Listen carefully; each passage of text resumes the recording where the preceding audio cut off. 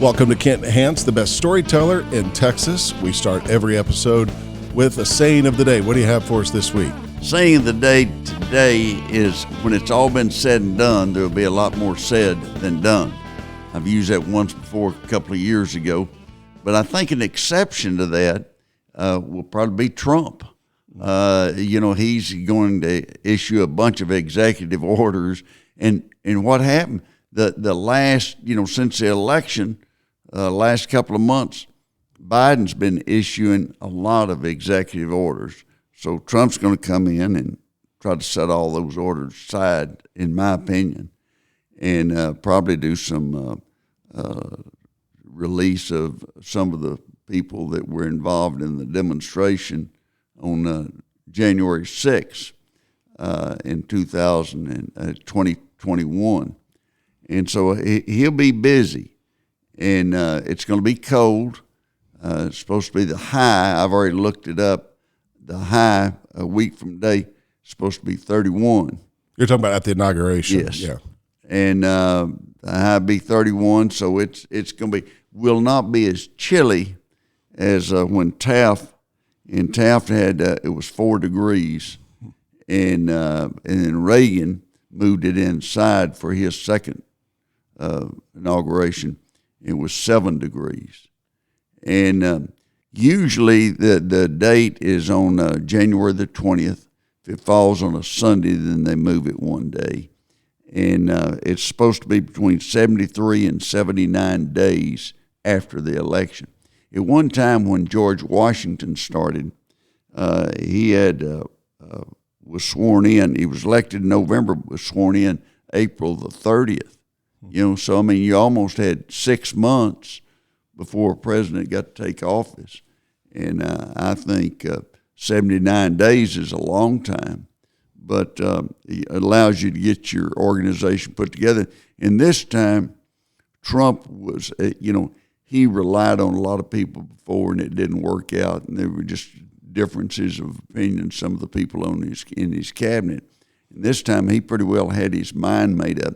The transition team is Trump. There'll be others have input and be input. He's going to make about 4,000 appointees. Wow. And so there'll be a lot of background and a lot of transition teams, working on deputy secretaries and lower level appointees. And but I think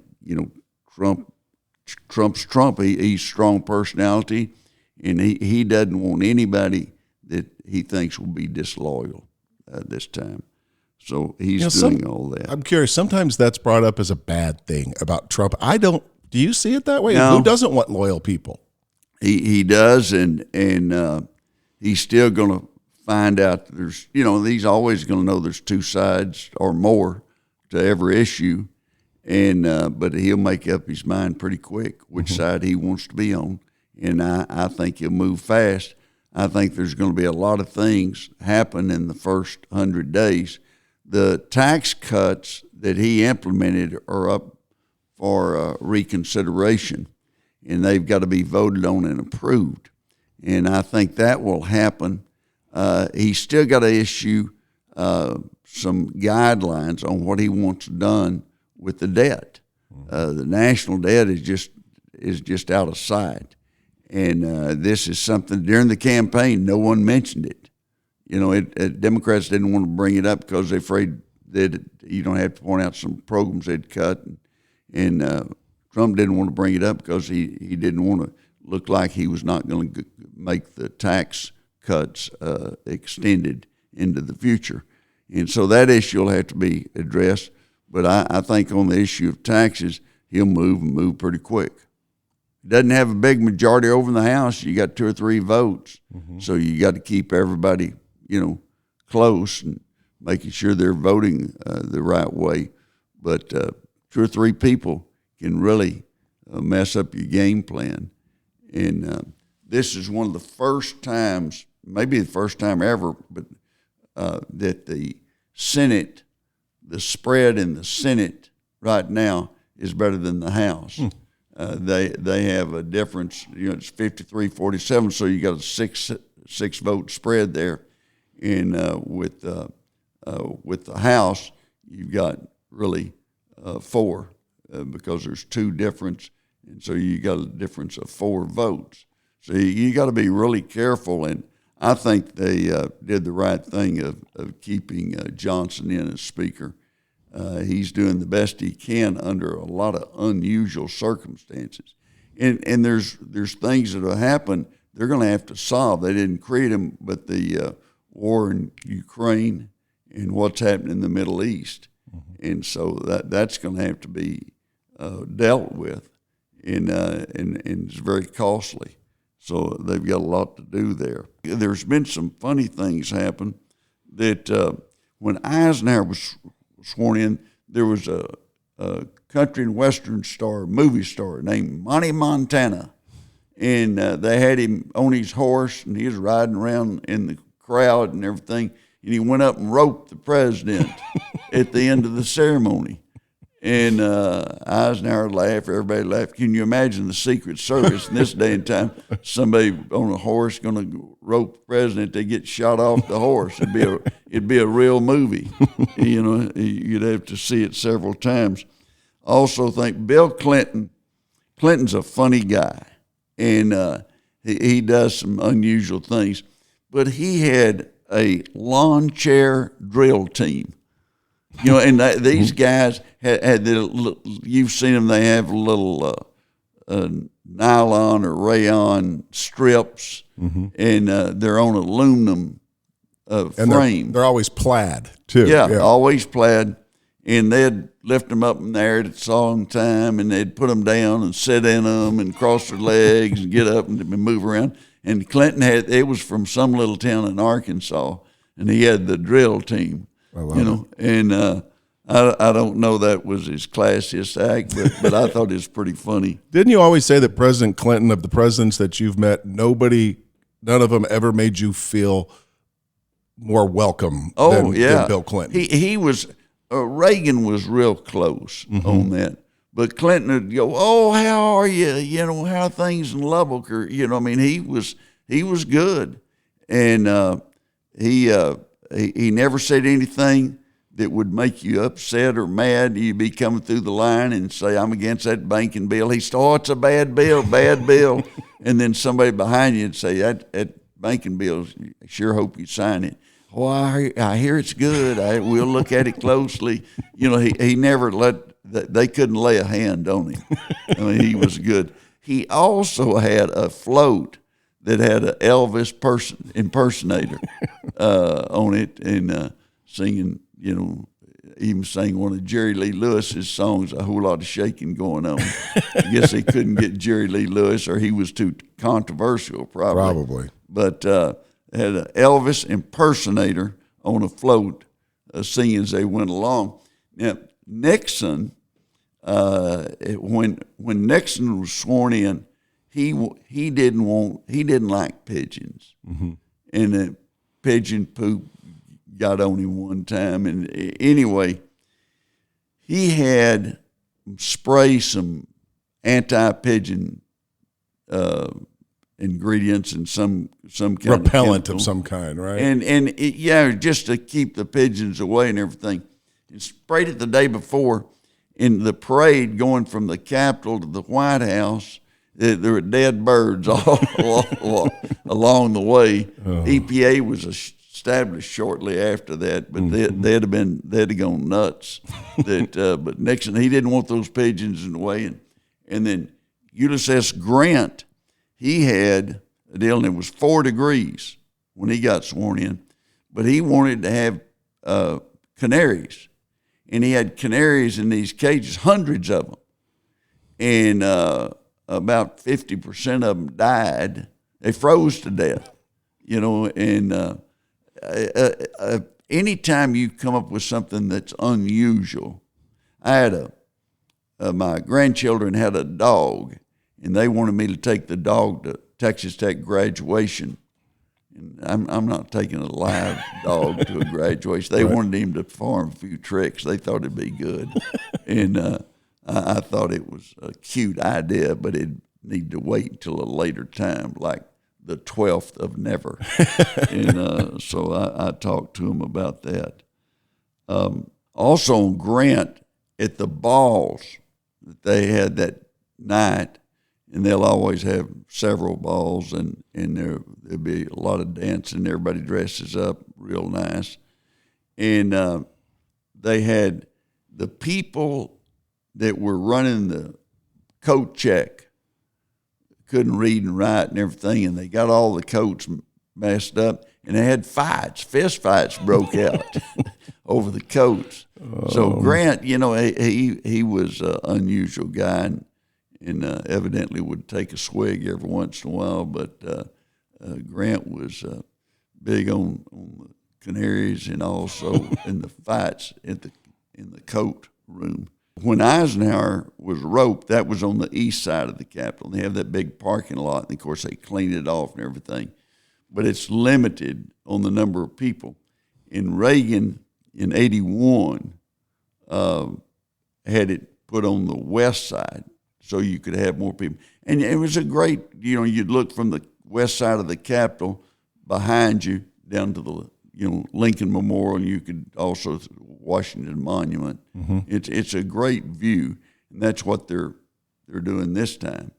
They'll have seats. The real question is if you've got a seat or standing room. In standing room, it's going to be cold. It might be moving around a little, but a seat is good. And if you're going, you need to take a little towel with you so that if it's rained or snowed or anything, you can kind of wipe that seat off before you have to sit down in it. And starts at noon, and there'll be a lot of people there by 10:30 or 11. And you're going to be in attendance, right? I'm going. I'm going, and I've missed some. I've made some. It's everyone ought to try to go sometime now. Standing tickets, you can get standing tickets. And if you got a standing ticket, you want to get there early so that you can get over and get close to where you can see, and that you won't have somebody in front of you that's 6'10", and make it very difficult. There's only been 9 times that there wasn't a swearing in, and 8 of those were presidents died, and the other was where Nixon resigned. And Coolidge, he found out that Harding had died. Coolidge was vice president. He was in Vermont visiting his dad. His dad was a notary and swore him in, and which was pretty unusual. And look at the other one in Texas. Judge Sarah Hughes swore LBJ in after the Kennedy assassination. On the airplane. Yep, on the airplane. That photograph is one of the famous photographs in American history.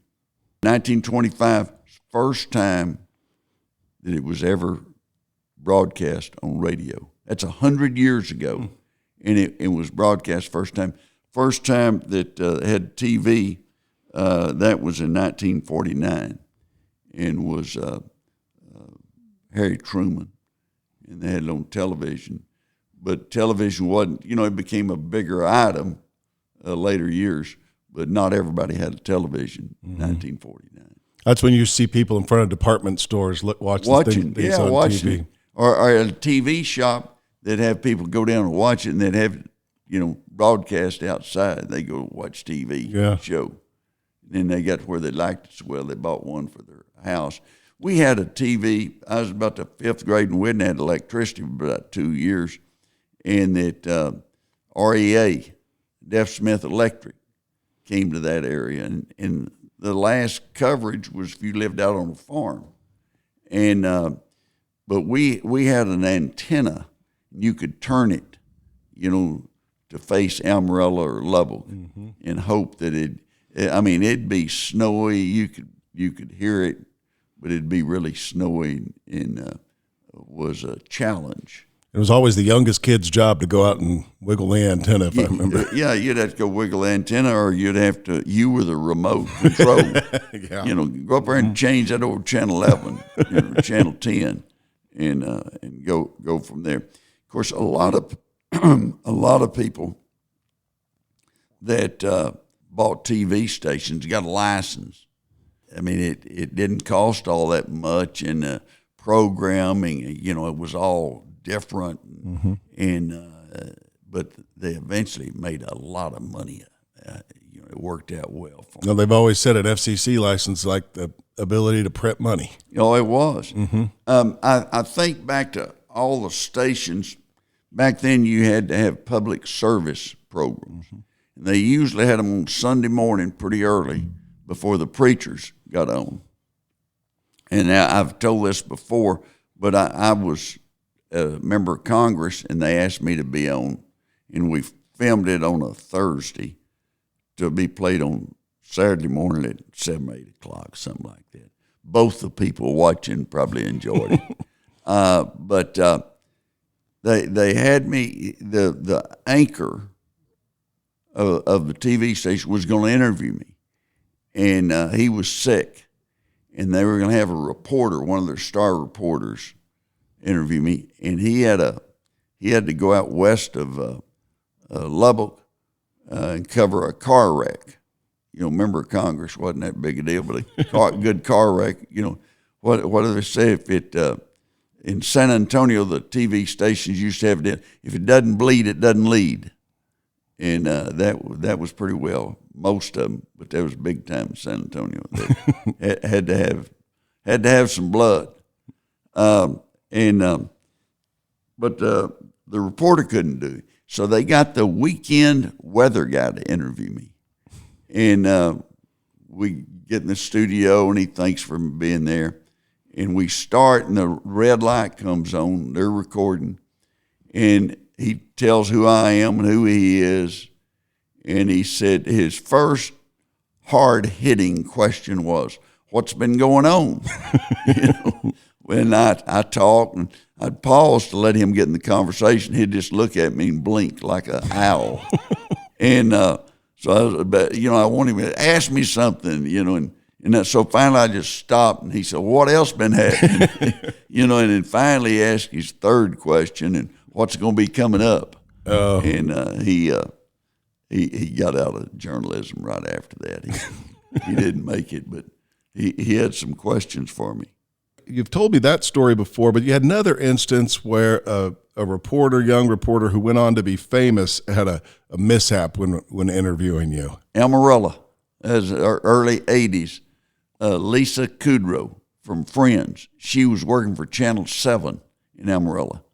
And she interviewed me, did a pretty good job and everything, but she forgot to hit record. Oh. So she stopped me before I got to the car, and she said, would you do it one more time? Was very apologetic. And I was glad she made it in the movie business. I don't know if she's going to make it in the broadcast business, but that was their most famous reporter of all time for Channel 7 in Amarillo, Lisa Kudrow. I bet you to this day she remembers that incident. I don't know. I mean, I wouldn't. I wouldn't know if she did or not, but I did. That every once in a while that'll happen to you. Sure. I've had reporters, I'll say, "Are you recording? Are you sure that it's turned on?" Because I don't have to. I had a guy in Beaumont one time interview me, and it was a pretty long interview, and he got through and said, "I didn't hit record." Hey, as the guy that's in charge of hitting the record button for this podcast, trust me, it's something you think about. Yeah, you always do. Yeah. You always double check it. No, I appreciate that. The U.S. Marine Band will be there, and they'll be playing before the service starts, before the inaugural address, and all of that. They do a great job. Jimmy Carter, who just passed away, he started a tradition that had not been, and that's walking from the Capitol to the White House, and everyone since then has done that. It makes Secret Service, very nervous, and they watch everything, and there'll be a lot of security. Yeah. And that, in fact, to get where your seats are, you need to get up and walk, because if you take a cab or a limo or something, they're not going to get close enough to help you.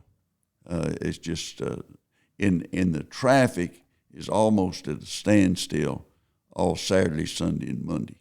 Yeah. And flying in, that's not going to be easy. It'll be packed. All the airlines will, and so it'll be. If you're edgy and you don't like to wait on things, don't go. you're gonna have to wait on some things. Did I mention that Don Allison, friend from San Angelo, wrote us a note, and he was talking about the lottery. I talked about the lottery, and that some people say it's a tax on the poor and the stupid, And he was very nice about it and said that Rob Janelle, who was chairman of the Appropriations Committee from San Angelo, later became a federal judge, said it was a tax on the mathematically challenged. So he cleaned it up a little. And that, but Allison was in the convenience store business, and he was for, the lottery, bring in more business, and they'd need a Coca-Cola or something. And that he understood it, but wanted to make sure that I said that Rob Janelle had another statement on explaining the lottery. Rob went on to be a federal judge. He was headquartered in Midland, was an excellent federal judge, and I spoke at his swearing-in ceremony, his investiture, and I told the crowd, if I'd known he was going to be a federal judge, I'd given him better than a B. And Janelle has been described as the meanest, toughest 180-pound linebacker Texas Tech ever had. Really? He was an All-Southwest Conference player and really played way above his size and was an excellent football player. Oh, also, had some of the great quotes. John F. Kennedy said, "That's not what your country can do for you, but what you can do for your country." And that's been, a mainstay, say, forever. And then Roosevelt, President Roosevelt said, "The only thing we have to fear is fear itself." Now, I've mentioned that on this show one time before, and that Jethro Bodine of the Beverly Hillbillies said, "The only thing we have to be afraid of is afraid of itself." And somebody went, "Jethro, didn't you mess that up a little?" "No, that's what it said. It's what he said. Only thing we have to be afraid of is afraid of itself." I always liked that, and it was pretty funny. Do you happen to know who some of the people on the stage are outside of family and immediate staff? Yeah, you'll have on the stage. You're going to have the Joint Chiefs of Staff, but you'll have the Majority Leader, Majority Whip, and Minority Leader from the Senate. House, you'll have the Speaker, and the Majority Leader and Minority Leader and Minority Whip. You'll have a good cross section. Security is so tight because that's really where you've got everyone. Yeah, and you've got some people that are stationed miles away in case anything ever happened that could continue to govern. Same Bible be used when they swear in, or do they get to choose? No, that's a good question. The Bible they choose. Obama and Trump both used Lincoln's. Bush, George W. Bush, used George Washington, and so did Bill Clinton.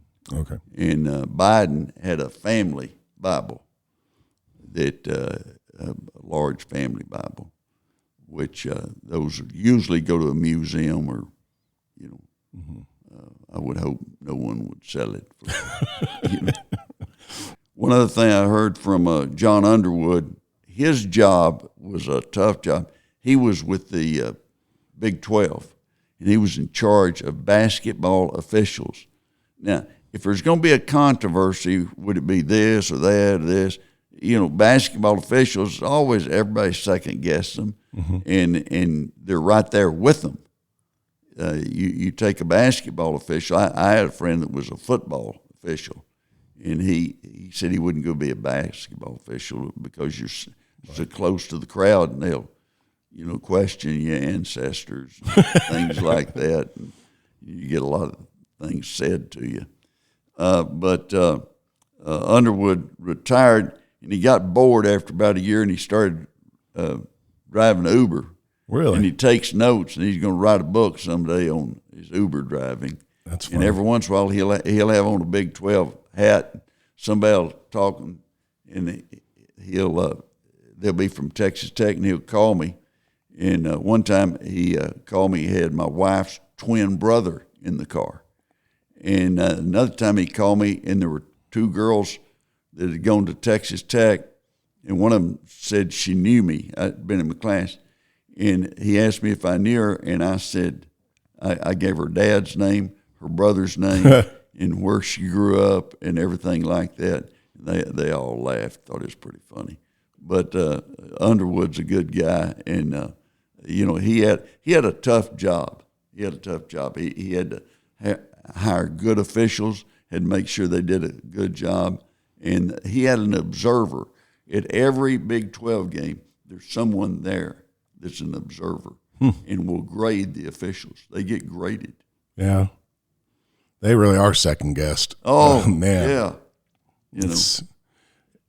Tough They job. question him. I think it goes back to the Joe Kerbel story that I've told before, that he was on he coached. He was the head coach at West Texas State, and it was first and goal from the 5, and they got a penalty.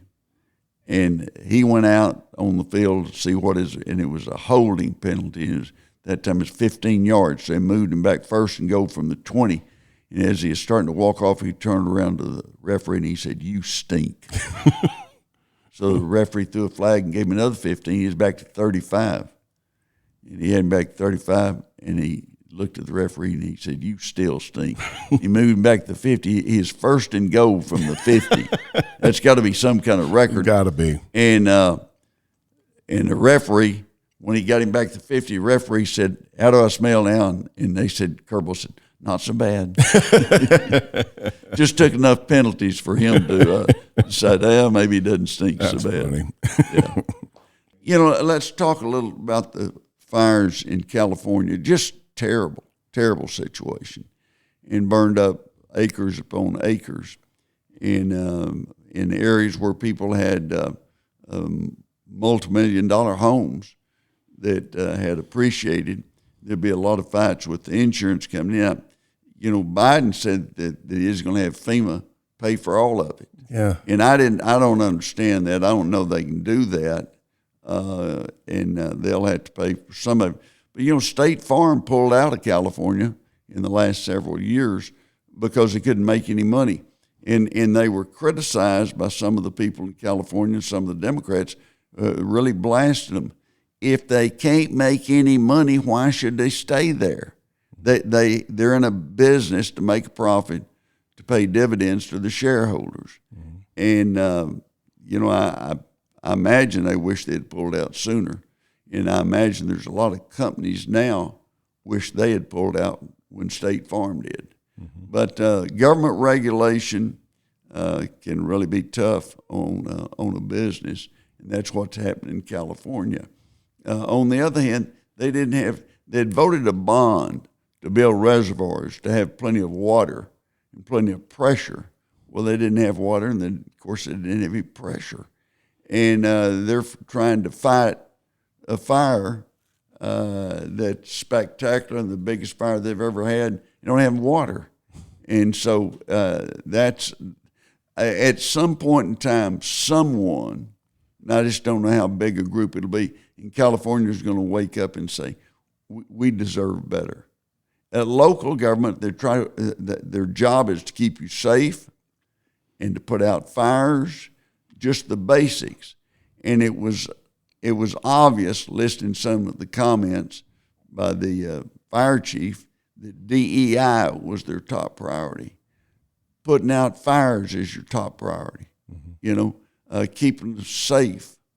And so I don't know. I think there'll be some people get defeated. The district attorney in Los Angeles got defeated last year, got recalled. Mm-hmm. And it was because they were letting criminals off left and right. Just didn't even check on anything. And that's a bad situation. Local government, they got to keep you safe. That's their top right. If they can't do that, then you need to get some of the local government or the federal government's got to come in and rewrite some rules or something. But they've had a lot of problems in Illinois with local governments, like in Chicago, and they've had problems in some places in New York, and a lot of problems in California. But they've got to operate on a balanced budget, and they need to make sure they're keeping people safe and they're securing their property rights by not letting them burn up all of a sudden. They pay a lot of taxes in California to not get much service. Yeah. That they're worried over some bird or some smelt fish, or they're worried over that's not their priority. It shouldn't be the priority. If they can save the fish, okay. Mm-hmm. But if mankind had been that way for the last several thousand years, we'd still be wearing coyote skins, and walking. Dragging our knuckles. Yeah, dragging our knuckles. The saying of the day, when it's all been said and done, there'll be a lot more said than done. I think Trump's ready to take action, and so that may be just the opposite. There'll be a lot of action on his first couple of days.